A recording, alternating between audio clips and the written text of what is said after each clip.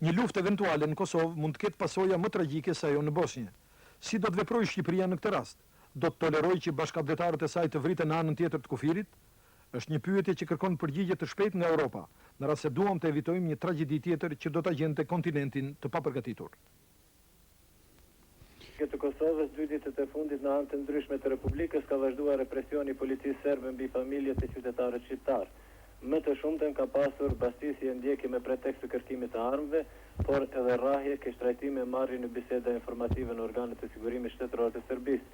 Njoftohet gjithashtu edhe për ke shtrajtime dhe për rrahje të veprimtarëve të Lidhjes Demokratike të Kosovës dhe për ndjekje të rinjve me qëllim të dërgimit në armatën e Serbisë. Bastisje familje shqiptare me pretekst të kërkimit të armëve, siç njoftohet, kishte në Dumnic të Epërme, Magjunaj, Pantin, Stroc të Vushtrrisë, pastaj në Ujmir e Zllakuqan të Klinës, në Popov, Batllav, Livadic e Bradash të Podujevës, në Livosh të Gjilanit, në Jonik të Deçanit, në Polas të Skënderajt dhe në Negros të Vllogosit. Në shumë raste, pas bastisjes, policia ka ftuar që të paraqiten në organet e sigurimit shtetëror serb, kryefamiljarët dhe anëtarët e familjeve. Gjithashtu njoftohet edhe për keq trajtim të veprimtarëve të Lidhjes Demokratike të Kosovës.